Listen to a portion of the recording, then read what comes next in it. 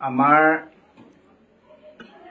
24 আৰু 25 মে দুদিনীয়াকৈ এবাৰ আমাৰ ইকুৱাৰতলী ৰঙালী বিহু সন্মিলনখন সমূহ ইকুৱাৰতলী গাঁৱৰ ৰাইজৰ সহযোগত দিখমবাসী ৰাইজৰ সহযোগত আমি দুদিনীয়াকৈ আয়োজন কৰিছোঁ। আগন্তুক লোকসভা যিটোৱে ইলেকশ্যন হৈ গৈছিলে সকলো ব্যস্ততাৰ ভিতৰত আমি এই বিহুখন শেহতীয়াকৈ পাতিবলগীয়া হৈছে। আমাৰ প্ৰায় জেঠতে পৰিছেগৈ। তথাপিতো মই ভাবোঁ যে আমাৰ উদযাপন সমিতি আজি সভাপতি সম্পাদকে প্ৰমুখ্য কৰি সমূহ বিষয়ববীয়া সমূহ ইকুৱাৰতলীবাসী ৰাইজ আৰু ইকুৱাৰতলীবাসী যুৱক যুৱতীবৃন্দ আৰু ইকুৱাৰতলী নৰাননৈ শিল্পী সংঘৰ সভাপতি সম্পাদকে প্ৰমুখ্য কৰি সকলো দিকমৰ ৰাইজৰ মই সহযোগিতা পাম বুলি আশা কৰিছোঁ। এই দুটা দিন যাতে সকলো অসমবাসী ৰাইজে আমাৰ এই বিহুখনত সহায় সহযোগিতা আগবঢ়ায় আৰু দুইটা দিন মই উপস্থিত থাকিবলৈ মোৰ বিনম্ৰৰে মই অনুৰোধ কৰিছোঁ। কাৰণ বিহু আমি পাতিছোঁ, বিহু আমি সকলো ঠাইতে আমাৰ যি বাপুতি সাহোন অসমৰ চুকে কোণে গাঁৱে ভূঞে বিহুৰ পাতি আছে। কাৰণ আমাৰ গোটেই বহাগৰ মাহটোৱে বিহু। এইবাৰ আমি প্ৰায় ইলেকশ্যনৰ কাৰণে কৈছোঁৱে জেঠৰ মাহটো আমি বিহু থাকিব অসমৰ বাপুতি সাহোন বিহুটো। আৰু আমি পাতিছোঁ, আমি বিভিন্ন ধৰণৰ মঞ্চলৈ গৈছোঁ। আজি দেখিছে প্ৰতিটো কোণে চুকে কাণে বিহু হৈ আছে, কিন্তু আমি ৰাইজক দেখুৱাবলৈ আমি এনেকুৱা এখন বিহু পাতিছোঁ। সকলো ৰাইজে যাতে এই দুটা দিনত উপস্থিত থাকে আৰু আমাৰ যি আকৰ্ষণীয় আমাৰ যি বিহুৱতী প্ৰতিযোগিতা 1 লাখ টকাৰ আমাৰ পুৰস্কাৰ আছে।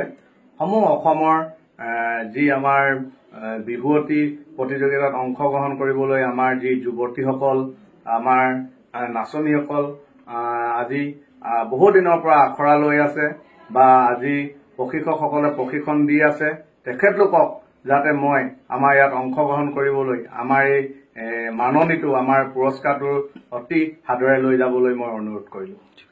ঠিক আছে। ঢোল বাদন আছে, বিহুনাম আছে, মৌকুঁৱৰী আছে, একক বিহু নৃত্য আছে আৰু বিহুৱতী প্ৰতিযোগিতা আছে। বিহুৱতী প্ৰতিযোগিতা আমাৰ বিশিষ্ট সমাজকৰ্মী অজয় গগৈদেৱে তেখেতে 1 লাখ টকা আগবঢ়াইছে। তাৰ শেষৰ 25 তাৰিখৰ দিনা কাৰ্যসূচী আছে আপোনাৰ যে হুঁচৰি প্ৰতিযোগিতা আছে, তাৰ পৰা আপোনাৰ বঁটা বিতৰণী অনুষ্ঠান আছে, তাৰ পৰা ৰঞ্জিত গগৈ আপোনাৰ সকলোৱে গম পায় তেখেতৰ অনুষ্ঠান আছে আৰু জনপ্ৰিয় কণ্ঠশিল্পী প্ৰিয়ংকা ভৰালী আৰু ৰূপাংকিতা অলংকিতা তেওঁলোকৰ অনুষ্ঠান আছে, গীত পৰিৱেশন কৰিব। এই বিশিষ্ট ইকুৱাৰতলী গাঁৱৰ সমাজকৰ্মী বিশেষ অজয় গগৈদেৱে জনপ্ৰিয় কণ্ঠশিল্পী কেইজনৰ আৰু আমাৰ বিহুৱতী পুৰস্কাৰ 1 লাখ টকা তেওঁলোকে ব্যক্তিগতভাৱে আগবঢ়াইছে। আৰু অৰুণ হাজৰিকা বিশিষ্ট অভিনেতা তেখেত আমাৰ মঞ্চ উপস্থিত থাকিব 25 তাৰিখৰ দিনা। আমি সমূহ অসমবাসী ৰাইজক আমাৰ ইকুৱাৰতলী সেই প্ৰেক্ষাগৃহত আহি নৰাণধেনু শিল্পী সংঘৰ প্ৰেক্ষাগৃহত আহি উপস্থিত হ'বলৈ আমি দুয়োটা দিনৰ যাতে আমাৰ কাৰ্যসূচী সফল ৰূপায়ণ হয় তাৰ বাবে আশীৰ্বাদ বিচাৰিছো। আৰু আপোনালোক সকলোকে আমি এই জৰিয়তে আমি আপোনালোক সকলোকে নিমন্ত্ৰণ জনালোঁ।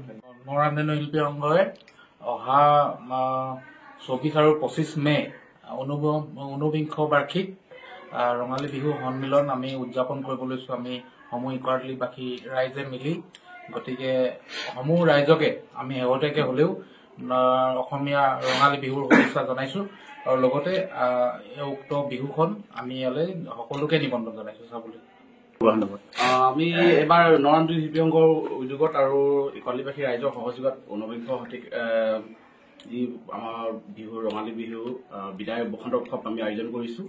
আৰু এই বিহুখনি যিহেতু আমাৰ অতীজৰ পৰা এটা গাম্ভীৰ্যতা এটা বজাই ৰাখিছে, অসমৰ ভিতৰতে এখন ল'বলগীয়া বিহু। আমি শেহতীয়াকৈ বিহুখন যদিও আয়োজন কৰিছোঁ অহা 24-25 তাৰিখে। আৰু এই বিহুখনত আমাৰ মুখ্য আকৰ্ষণ থাকিব বিহুৱতী প্ৰতিযোগিতা। যিহেতু অসমৰ বিভিন্ন প্ৰান্তৰ পৰা আহি বিহুৱতীসকলে প্ৰতিযোগিতাত অংশগ্ৰহণ কৰে। তাত পুৰস্কাৰ 1 লাখ টকা আমি নগদ পুৰস্কাৰৰ লগতে কেঁচা সোণৰ গহনা চেট দিয়া হয়।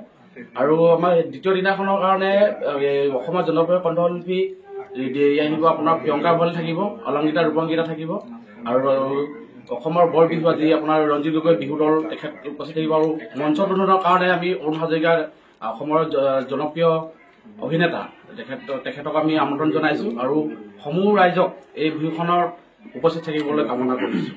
আমাৰ মুখ্য আকৰ্ষণ যি বিহুৱতী প্ৰতিযোগিতা, অসমৰ বিভিন্ন প্ৰান্তৰ পৰা বিহুৱতী প্ৰতিযোগীসকল আহি কিনে আমাৰ অংশগ্ৰহণ কৰে আৰু অসমৰ বিভিন্ন জনপ্ৰিয় যিসকল আমাৰ বিচাৰক মণ্ডলী থাকে, বিচাৰক সোমনাথ বৰা বা আদিকে কৰি বহুখিনি আগৰ মঞ্চত তেখেতলোকে বিচাৰ মণ্ডলত বহে।